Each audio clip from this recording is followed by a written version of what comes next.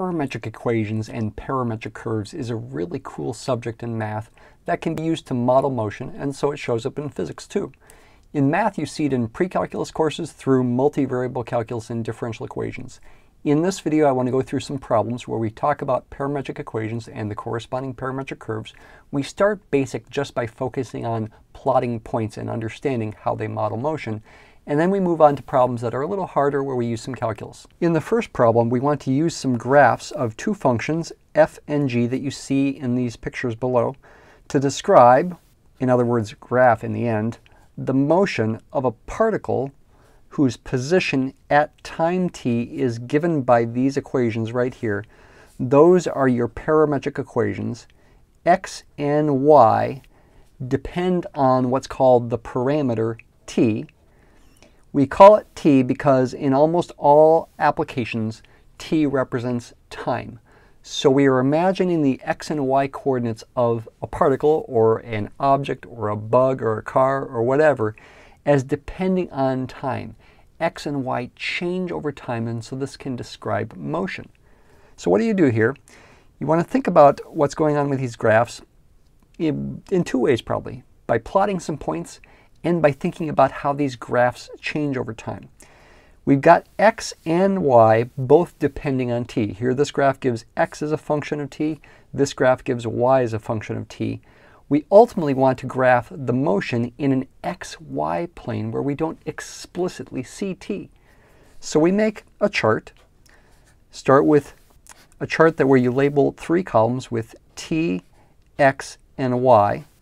Go ahead and, based on the graphs that you see, figure out some points that are going to be on the xy curve. It seems reasonable to include t values that are whole numbers, 0, 1, 2, 3, 4, but maybe we should also go for half units, 0.5, 1.5, 2.5, and 3.5.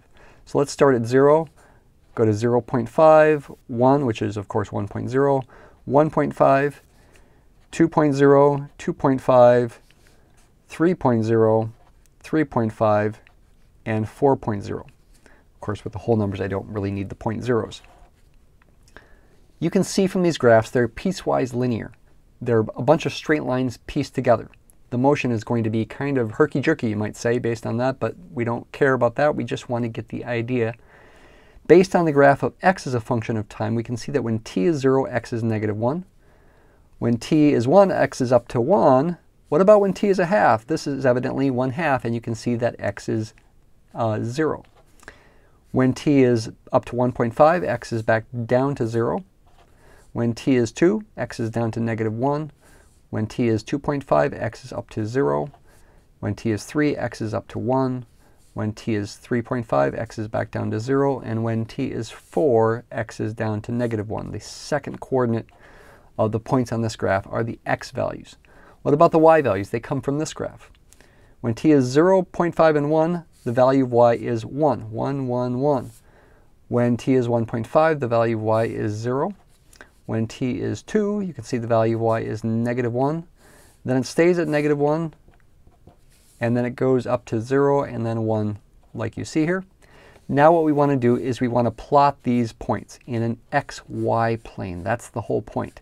Plot those individual points in an xy plane and draw an arrow indicating the direction that you go through these points as t increases. You don't explicitly see t in the picture. You can only draw arrows and imagine it with your mind. So let's go ahead and do this. An xy plane. We are starting at the point whose xy coordinates are negative 1, 1. X is negative 1. Y is positive 1. So the motion starts up there. The particle starts up at that point when t is 0. This is 1, this is negative 1. Let's go ahead and mark the other values of 1 and negative 1 on the other spots on the x and y axes. That's where we are when t is 0. You could label that with t equals 0. When t equals 0.5, we move to the point whose x coordinate is 0 and whose y coordinate is 1. We've moved horizontally, evidently, from the point negative 1, 1 to the point right there, 0, 1, when t is 0.5. So in a half a unit of time, half a second maybe, you've traveled 1 unit of distance horizontally to the right. Draw an arrow going that way. Is the y-coordinate really at 1 that entire time? Yeah, because of this graph being up at y equals 1 that entire time. And it continues up at y equals 1 until we get to time 1, and we get to the point whose coordinates are 1, 1 over here. So now we're at this point. This is supposed to be a 1 there, not a slash. I'll put the 1 right there. We're at this point now when t is 1. This is the point whose coordinates are 1, 1. We are there when t is 1. Keep going. 0, 0 is the next point. Now we got to head down to the origin. I guess along a straight line. That would make intuitive sense because these are straight lines here. X and y both go linearly down toward from 1 to 0. As t goes from 1 to 1.5, does that really happen? Let's confirm it again with these graphs. X is going from 1 down to 0 as t goes from 1 to 1.5. Here for y, y is going from 1 down to 0 as t goes from 1 to 1.5. We get from this point to the origin in half a unit of time. That's where we are, 0, 0, when t is 1.5. Interesting. This motion is jagged. Evidently, it's like you turn on a dime. You're going along here, evidently at a steady speed, and you turn instantaneously to head down this way. Can that really happen in real life? Probably not, but we're trying to model something approximately at least, so we don't really worry about it. When we get to t equals 2, we go down to the point negative 1, 1, negative 1, negative 1, which would be down here. That's where we are, negative 1, when t equals 2. When t equals 2.5, we go to the point 0, negative 1. That's going to be over this way. And is the y-coordinate truly staying at negative 1 that entire time? Look at this graph. As t goes from 2 to 2.5, yes, y stays at negative 1 and continues to stay at a value of negative 1 as you go to 3. We go to the point 1, negative 1. So we're there at 1, negative 1 when t equals 3. We're right here when at 0, negative 1 when t equals 2.5. Keep going, like just a couple more points. At 3.5, we're back to the origin again. So we're back there again when t is 3.5.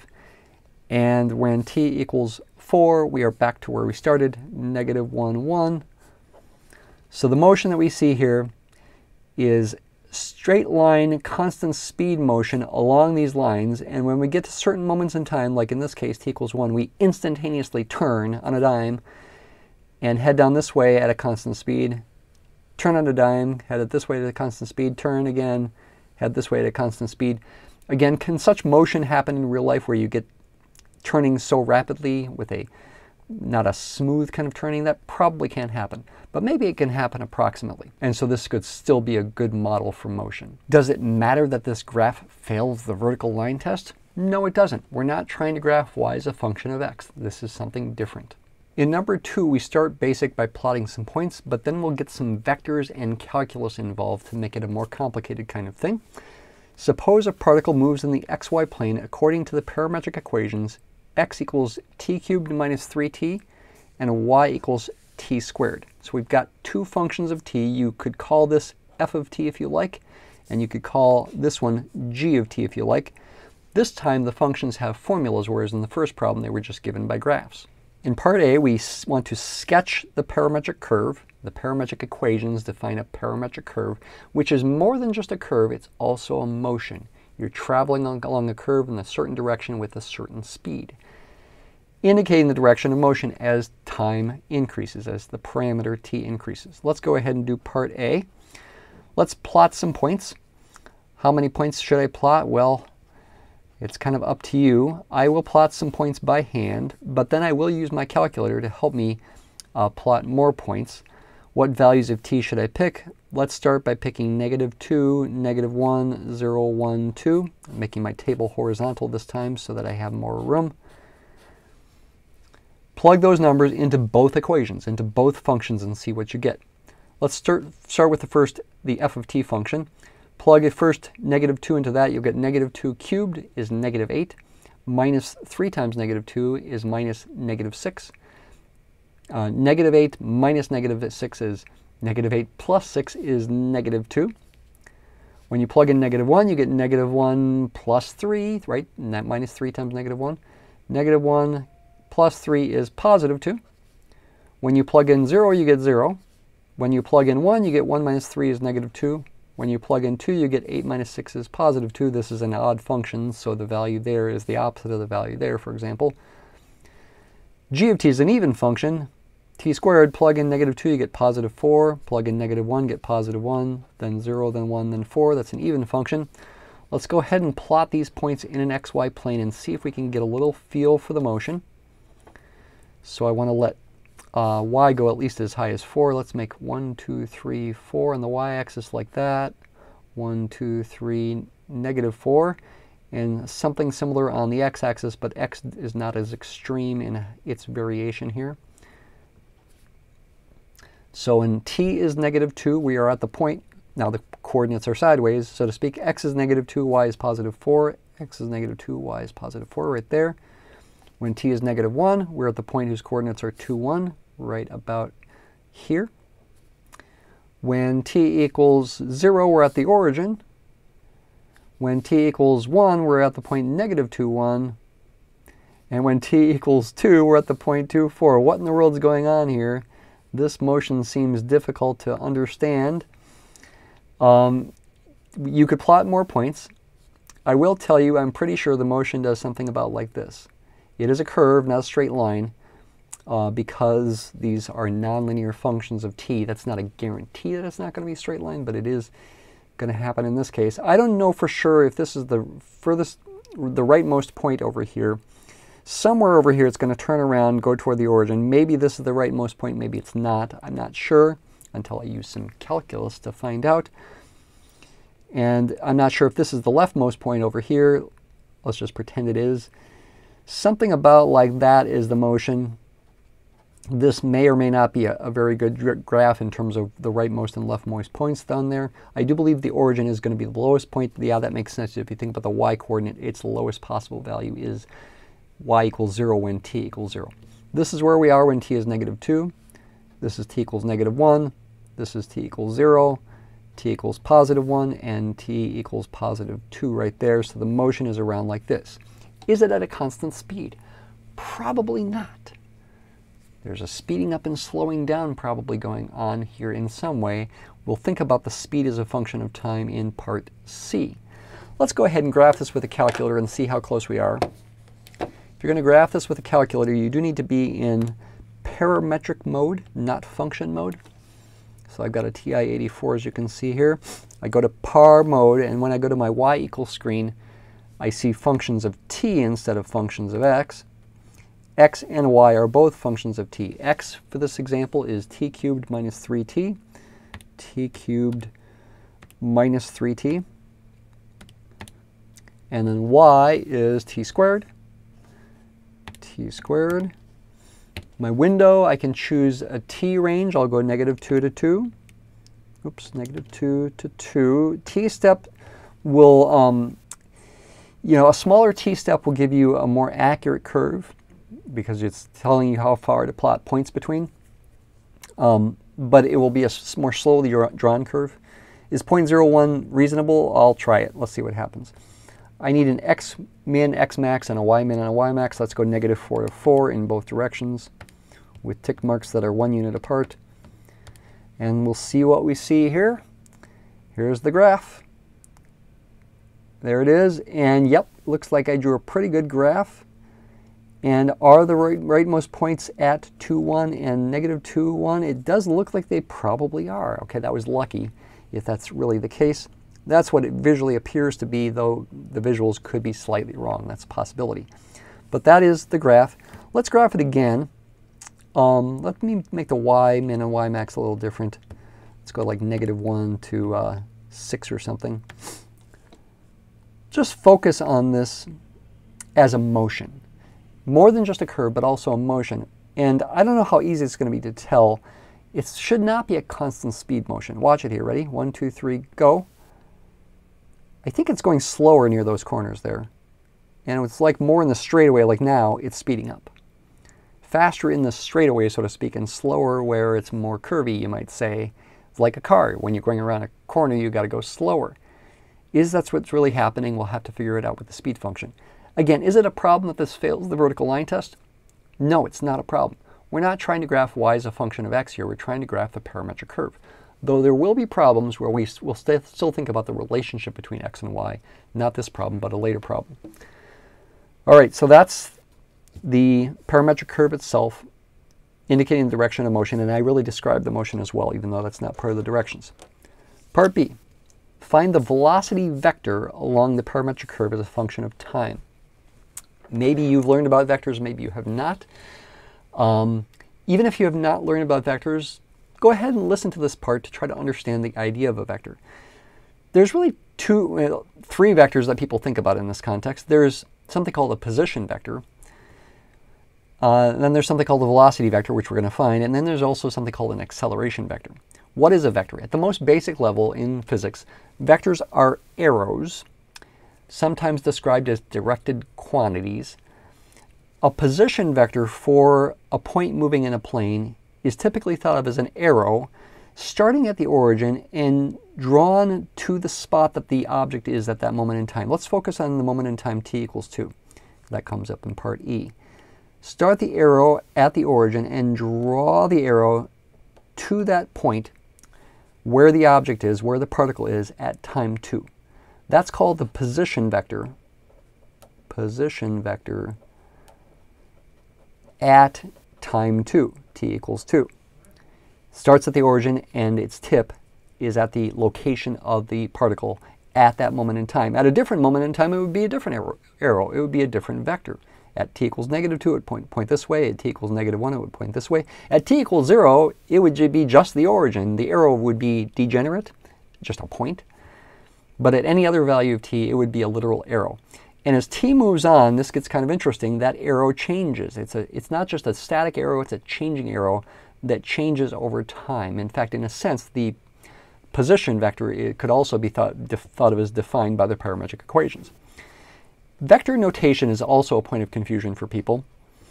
A position vector, first of all, is typically written with the letter R for some reason. That's a common letter to use for a position vector. I don't know why. And it's common in textbooks, at least, to make vectors be bold-faced. I could kind of do that with a marker here, make it bold-faced. But it's also common when you write by hand to put like little arrows above the letter to indicate that it is a vector. You could do a full arrow. I get lazy and just do a half of an arrow like that, indicating that R is a vector, and it is a function of time. Notationally, there's lots of different notations that people use for vectors. In this kind of context, in my multivariable calculus book that I use, the notation used is sort of like point notation, except instead of using parentheses, we use sort of like pointy brackets, and put x and y as functions of t in here, f of t and g of t, like that, as if it's a point, but we emphasize it's not literally a point by using the pointy brackets. That's a way to emphasize it's an arrow, it's a vector. Using the little half arrow above here is also another way to emphasize it's a vector instead of a point. But of course, vectors are really associated with points. You will see in physics classes, another common notation is to use what's called I hat and j hat notation. To write this as f of t times I hat plus g of t times j hat. What in the world are I hat and j hat, though? I hat and j hat are called the standard unit vectors, standard basis unit vectors. I hat points directly to the right and has a length of 1. J hat points directly upward and has a length of 1 as well. Standard unit basis vectors are what their name is. Right angle between them, directly to the right, directly upward, pointing along the axes effectively. And essentially the f of t and the g of t scale those up or down. They are scalars or numbers in front of those. And then by adding them, you can get the resultant vector. I don't want to go into details because it's beyond the scope of what we're trying to do in this problem. If you're interested, you could certainly find videos about that. Let's go ahead and find the formula using this notation. First of all, for the position vector, we know that f of t is t cubed minus 3t, and g of t is t squared. That's not the final answer because what we're after here is the velocity vector. But what is the velocity vector? Call it v of t. It's just the derivative of the position vector. Just like in scalar situations where you've got left-right motion or up-down motion, one-dimensional motion instead of two-dimensional motion, The velocity is the derivative of the position or height, if it's like a falling object or something. That happens here too. And how do you do that? You take the derivative of each of the components or components of the original position vector. The derivative of f is f prime, the derivative of g is g prime. And you put them in a vector. And then you go ahead and take those derivatives, and so the answer is going to be, take the derivatives, get 3t squared minus 3 and 2t. The way you visualize a position vector, a velocity vector, however, is different than the way you visualize a position vector. By default, because it's very natural, position vector starts at the origin. Its base or tail is at the origin. It's just a very natural thing to do. It's like a pen tracing the curve as the particle moves. But velocity vectors, it's more natural to put the base or tail of the vector at the location of the particle at that moment in time. But it's still an arrow with a certain length and a certain direction. The velocity vector will point in the direction of motion and in fact be tangent to that motion at that moment in time. I think this graph's probably concave down here, so actually it's going to be above the curve. That's going to be the velocity vector at time t. And in fact, you can find its components by plugging in t equals 2. V of 2, we're not asked to do this in the problem, is going to be 3 times 2 squared minus 3, comma, 2 times 2. Those are going to be its components. 2 squared is 4, times 3 is 12, minus 3 is 9, 2 times 2 is 4. So this velocity vector actually is longer than I've drawn it here. Its horizontal component is 9. You'd have to go 9 units to the right, and its vertical component is 4. You'd have to go 4 units up. It would be a vector that's going to be about the same direction, but a lot longer than I drew it. That's not even quite long enough. That would be the velocity vector. And its length is the speed, and that helps you do part C. Find the speed as a function of time, and also answer the question, does the particle ever stop even for an instant? In some parametric curves it does, and some it doesn't. The speed is the length or magnitude of the velocity vector, and in general it is a function of time. It's not necessarily constant, and it will not be constant for this example. It is the length of the velocity vector. You can use the Pythagorean theorem to figure that out. Take the square root of the sum of the squares of the components here.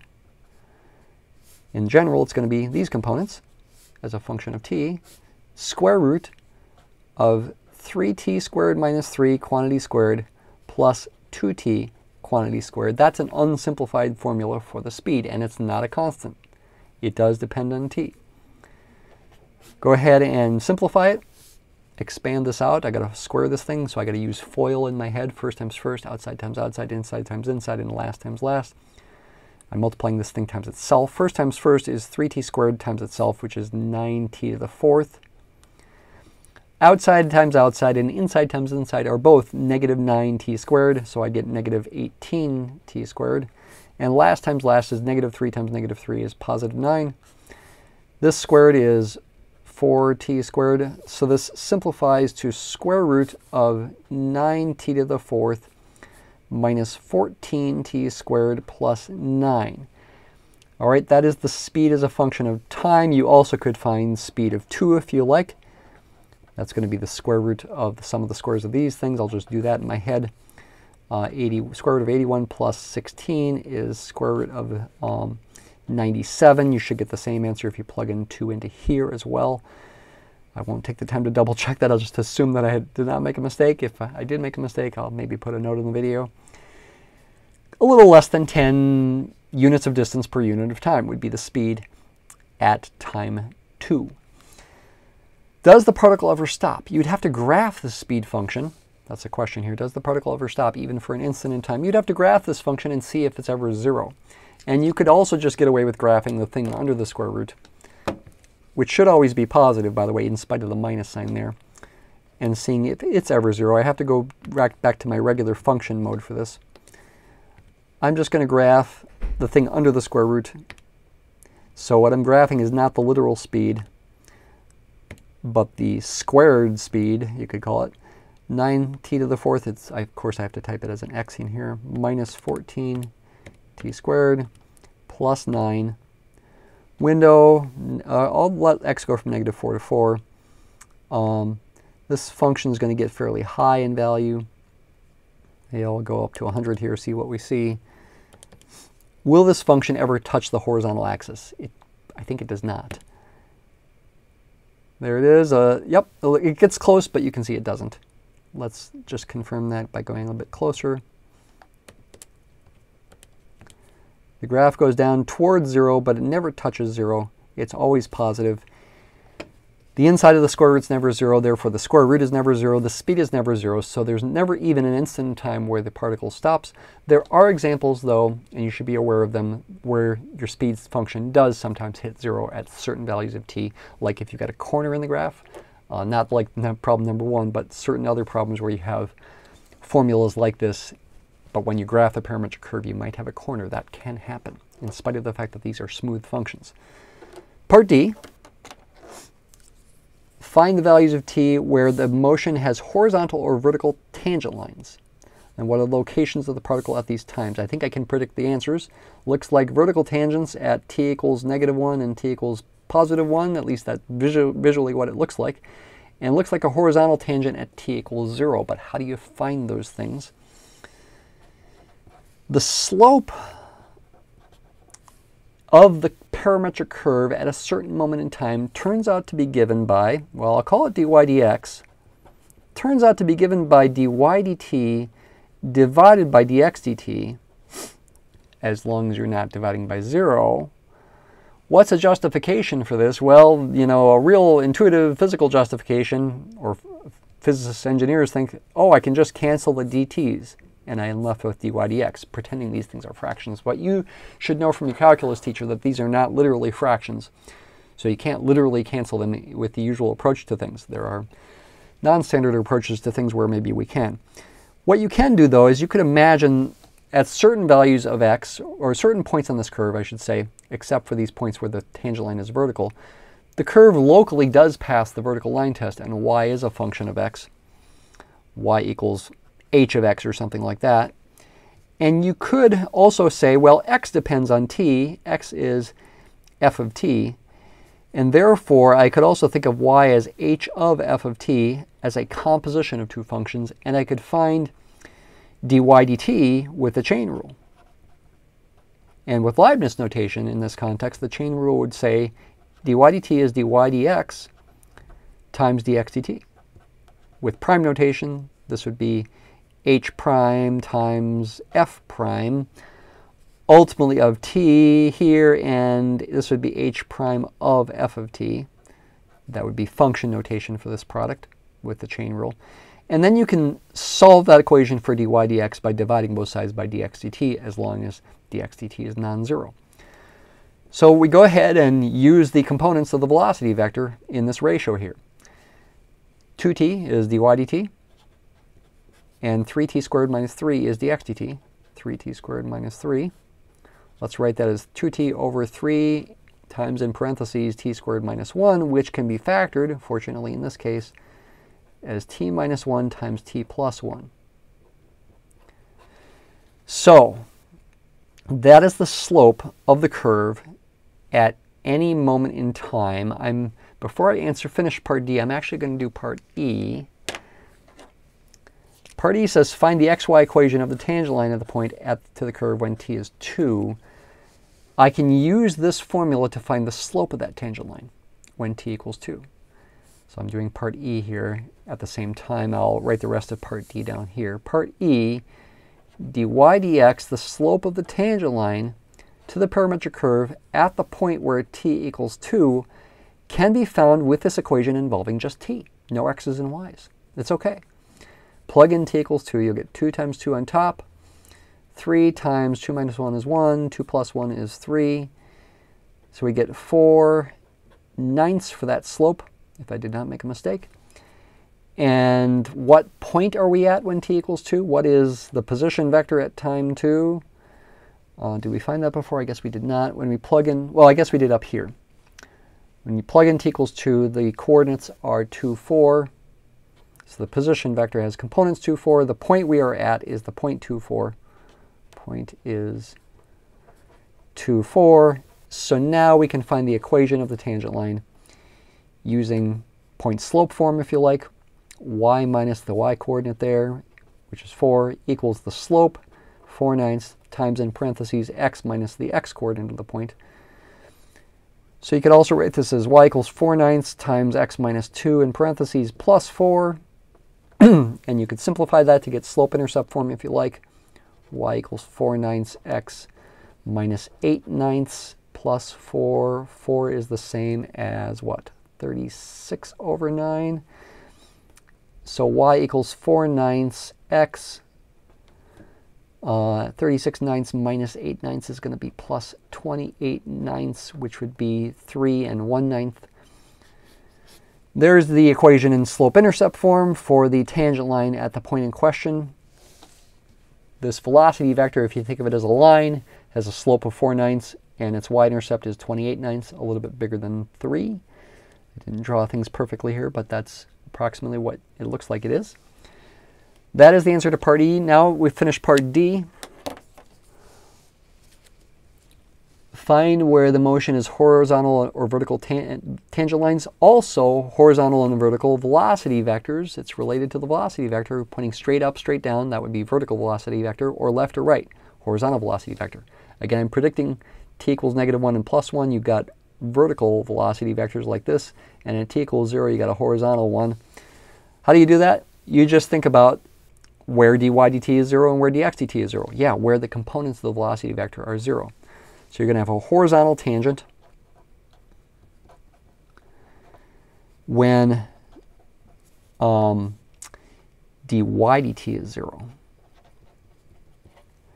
As long, okay, here's a little caveat. As long as dx dt is not 0 at the same value of t. If both of these are 0 at the same value of t, it's possible it's neither a vertical nor a horizontal tangent. It's possible there's a cusp in the graph, a corner in the graph. That is something to watch out for in other problems. But in this problem, dy dt is 0 when t equals 0. That's the moment in time when the tangent line is horizontal. And that value of t does not make dx dt equals 0. That's corresponding to being at the origin. The tangent line is horizontal. The velocity vector points straight to the left. So that is the t value where the motion is horizontal. What's the location of the particle there? F of 0, comma, g of 0 is the location, and that is the origin 0, 0. Okay, that's where it's horizontal. What about where it's vertical? Vertical tangent. This was an abbreviation for tangent, by the way. T-A-N-G, a little hard to see there. Vertical tangent when dx dt is 0, as long as dy dt is not 0 at the same moment in time, which definitely does not happen here. Where is dx dt? The first component of the velocity vector equals 0 when 3 times, in parentheses, t minus 1 times t plus 1 is 0. That occurs at t equals plus or minus 1. Just like predicted, plus or minus 1. And the points you're at are, first of all, f of -1, g of -1, turns out to be the point 2, 1, like we saw before, and the point f of 1, g of 1, turns out to be the point -2, 1, like we saw before. Okay, so that would be the answer to those questions for part D. We've got 2 problems left, numbers 3 and 4. The last problem, number 2, is kind of long. I want to make 3 and 4 a bit quicker, using technology a bit more, just to see what happens. I'm not going to plot points by hand. In number 3, we've got the parametric equations x equals 2 plus cosine of t and y equals 1 plus sine of t. They describe the motion of a particle, and part A says describe this actual motion. I'm using the word describe in 2 ways there. The parametric equations are sometimes said to describe a motion. That just means that you can graph it and it's modeling the motion that you are trying to model. But when we see describe the motion here, we're actually trying to make that graph and maybe verbally say what's happening. So this is going to be part A. Let's go ahead and, before we use technology, think about this a little bit intuitively, maybe just by graphing x and y as functions of t first. X versus t and y versus t first. I'm not going to plot points, so to speak, but I will think about what the graph should look like. The x is a function of t, and I'll call this f of t, and this g of t, is a cosine wave shifted up by 2 units. Take a cosine wave, which always at time 0 starts at its peak, and draw that cosine wave. It's shifted up by 2 units. Its amplitude is 1. Its highest possible value is 2 plus 1. Cosine of 0 is 1, which is 3. And its lowest possible value is 2 plus negative 1, positive 1. That's going to occur when t equals pi, for example. This period is 2 pi. The cosine wave shifted up by 2 units is going to look about like this and oscillate forever and ever. You're going to be at this location when t equals pi. You'll be here when t equals 2 pi. And it'll oscillate with the same period of 2 pi forever and ever. Why is the graph of sine shifted up by 1 unit instead of 2 units? Its maximum value is going to be 1 plus 1, which is 2. And its minimum value will be 1 plus negative 1, which is 0. The sine wave starts at its midline or average value when t equals 0, goes up, then comes back down, and you go 1 period there, that's 2 pi. This is going to be pi, and then it's going to oscillate like that forever and ever. I need to take these 2 graphs and imagine converting them to one single graph, a parametric curve in the xy plane. X and y never go negative. That's one thing to notice. So I'm going to have a graph in the first quadrant. X is going to start out at 3. Y is going to start at 1. 1, 2, 3, 1 when t equals 0. X is at its maximum value at that moment in time. It's going to go down, so the particle is going to move to the left. Y is not at its maximum value. It goes up to 2, so this graph is going to go upwards and to the left.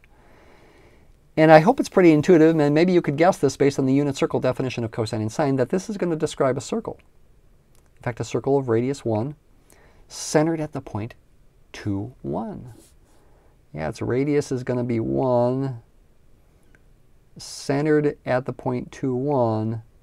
It's going to look about like this. And this motion is getting described in a counterclockwise way. You could predict that based on the initial changes in x and y as time goes by. And you're going to get back to where you started, 3, 1, after 2 pi units of time. Both of these functions have period 2 pi. You're back to the point with x coordinate 3 and y coordinate 1 at that moment in time, periodic with period 2 pi. You are here, again, starting at t equals 0, but also 2 pi, also 4 pi, also 6 pi, also 8 pi, etc., any even multiple of pi. That's a picture of the parametric curve, and I verbally described it, so I won't write anything else down. Let's go confirm this with a calculator. So let's go back to parametric mode. Clear these out.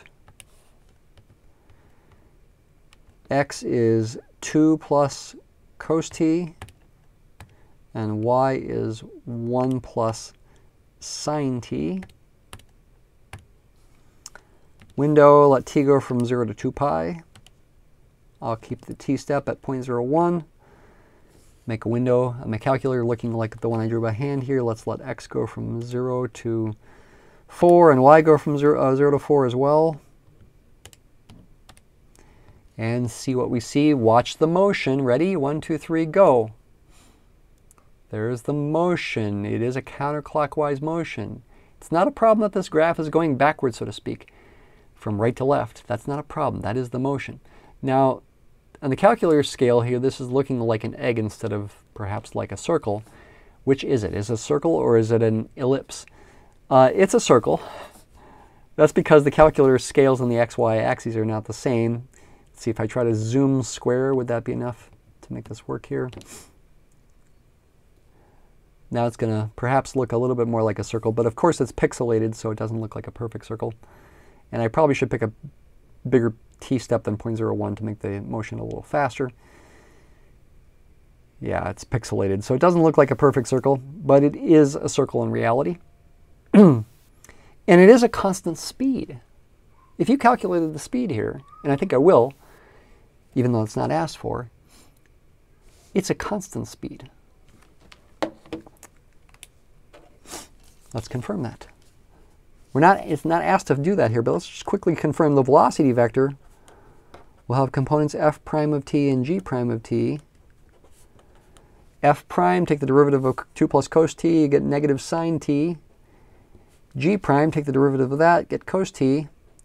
And the speed is going to be the length of the velocity vector, which by the Pythagorean theorem is going to be the square root of negative sine t quantity squared plus cos t quantity squared.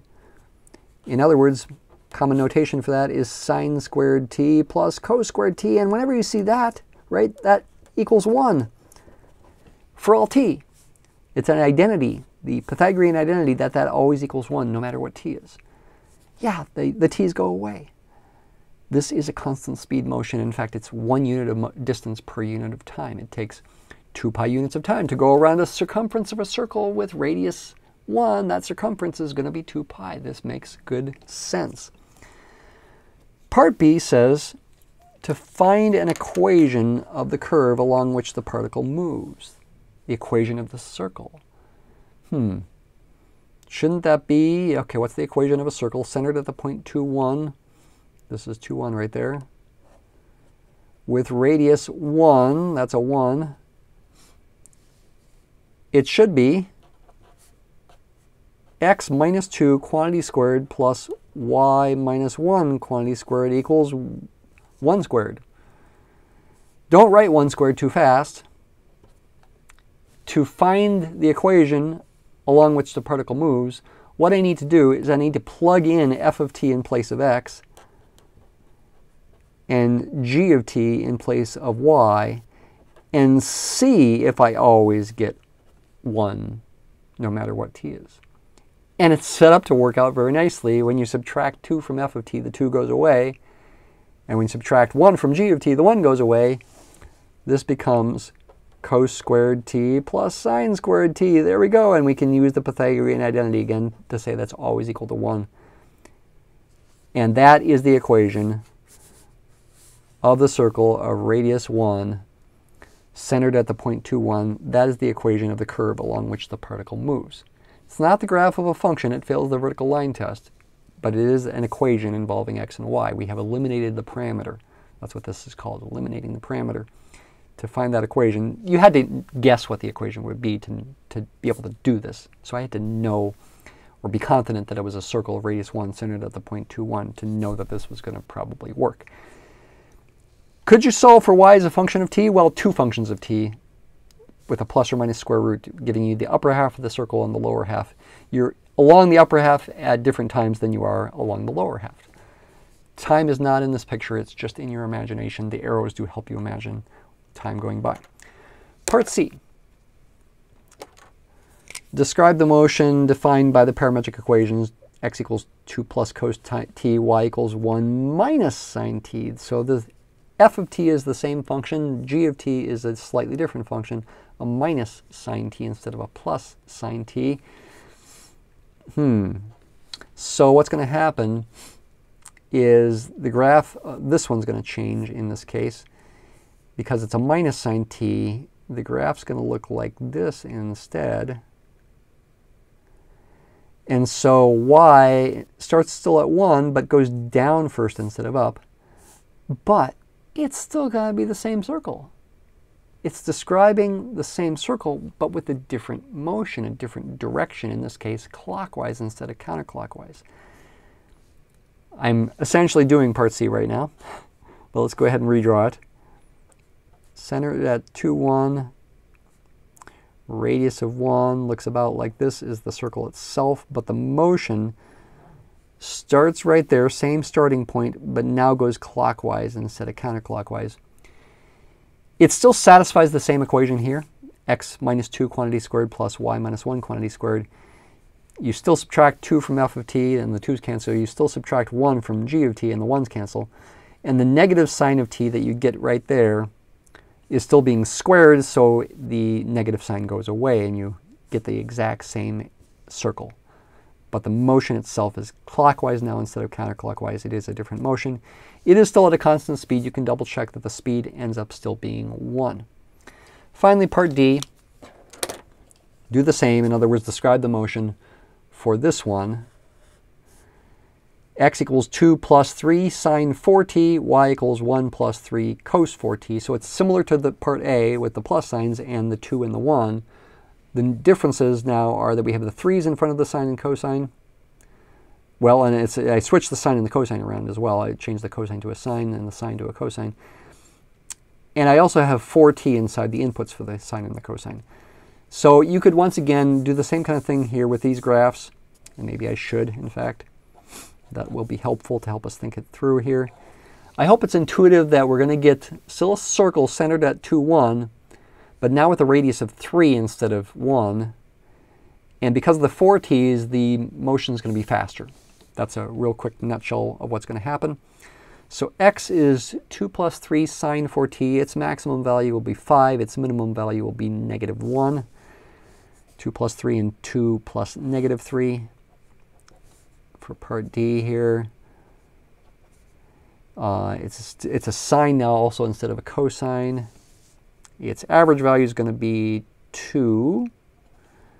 Amplitude is 3. It's a faster oscillation because of the 4t instead of a t. The period is 2 pi over 4 instead of 2 pi. So this point right there is t equals 2 pi over 4, which is the same as pi over 2. Which is about 1.57 instead of a period of about 6.28. So this is a faster motion. Y is a function of t.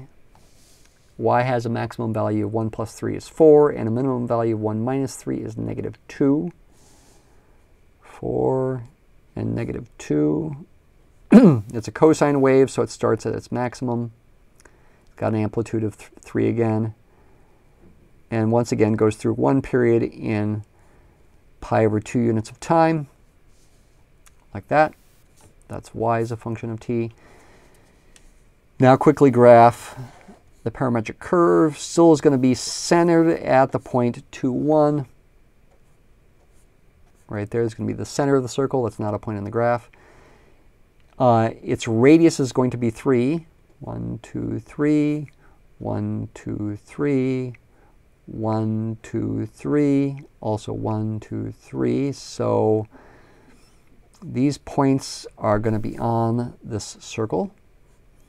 But what is the parametric curve? Where does it start when t equals 0? It starts not at the rightmost point, but instead at 2, 4, which is the topmost point.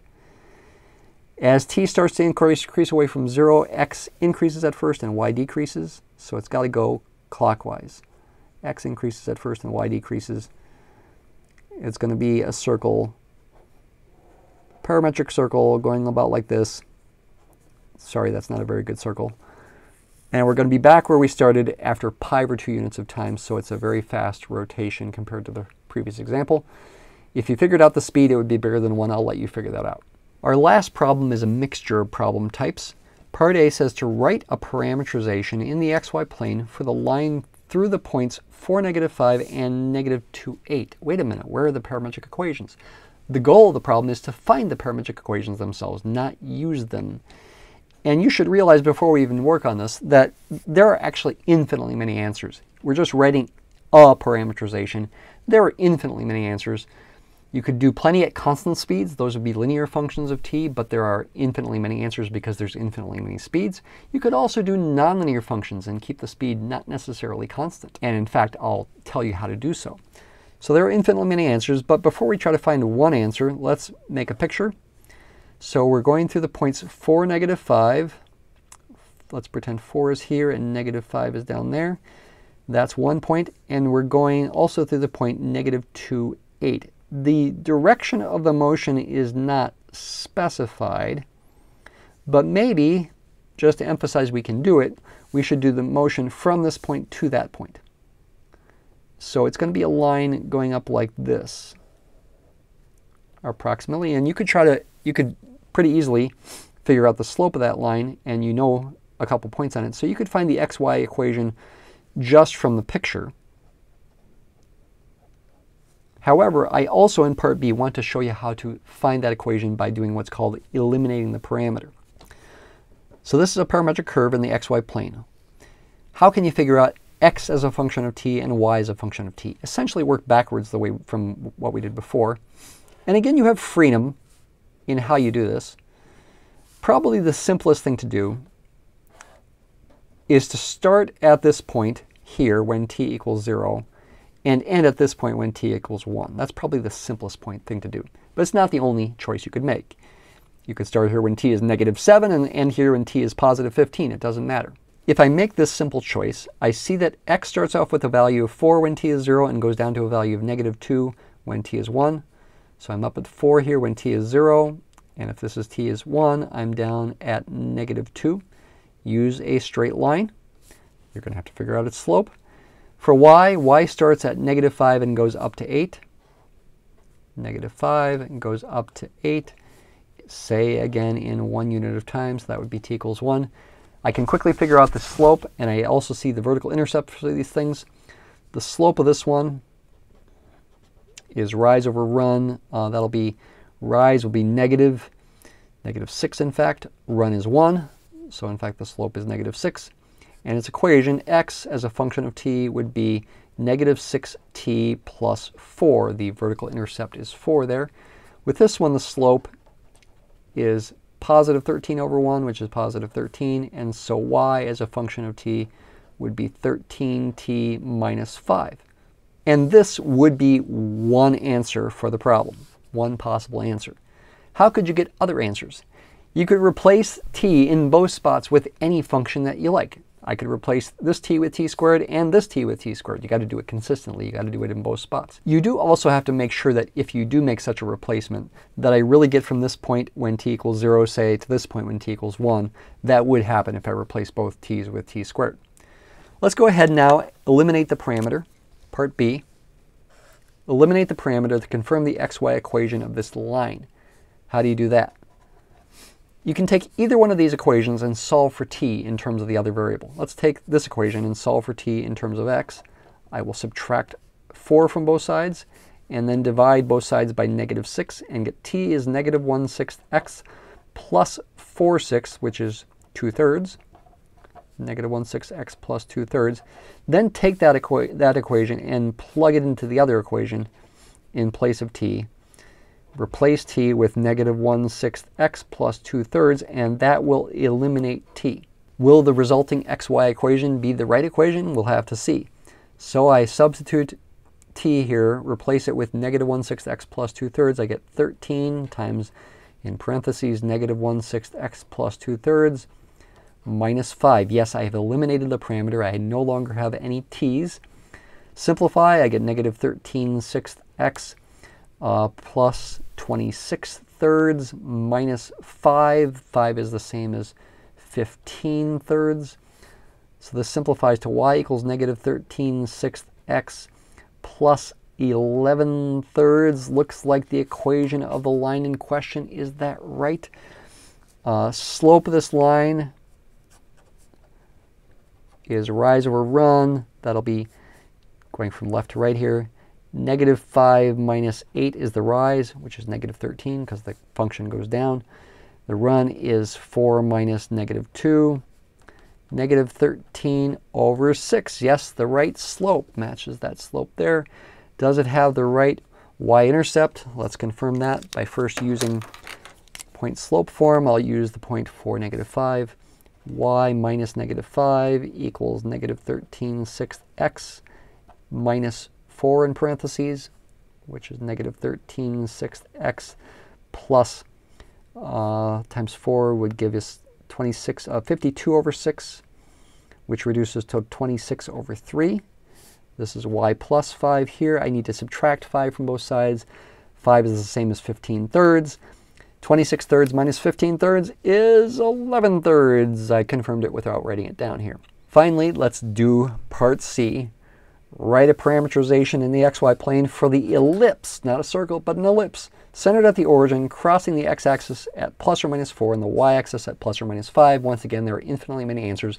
I hope it's pretty intuitive that you want to use a cosine and sine, but since it's an ellipse, not a circle, these intercepts are not the same in absolute value, you're going to need to use cosine and sine with different amplitudes. Where do we start? Should I start at the rightmost point? Sure, let's just keep it simple. And let's just say the motion is counterclockwise, so we can use a cosine for the x and a sine for the y. It is centered at the origin, so I hope it's pretty intuitive that x will be 4 cos t and y will be 5 sine t will be one possible answer. How would you confirm that it's an ellipse? You would have to confirm that if you take, and it's going to be centered at the origin, x over 4 n squared plus y over 5 n squared, that you get a constant. Such an equation would give you the equation of ellipse. And if you want the x-intercepts to be plus or minus 4 and the y-intercepts to be plus or minus 5, that constant better be 1, in fact. And of course, pretty clearly, if you go ahead and substitute x as 4 cos t and y equals 5 sine t into this, you get it coming out like magic. The 4's divide out, the 5's divide out. You get cos squared t plus sine squared t, which we know is always equal to 1. Therefore, the equation x over 4 quantity squared plus y over 5 quantity squared equals 1 for all t is satisfied. And that is the equation of the ellipse that we're after. An oval shape, centered at the origin, x-intercepts plus or minus 4, y-intercepts plus or minus 5. And the parametrization that we're going to get is going to go counterclockwise like this. We found one answer. There are infinitely many others. Thanks for watching.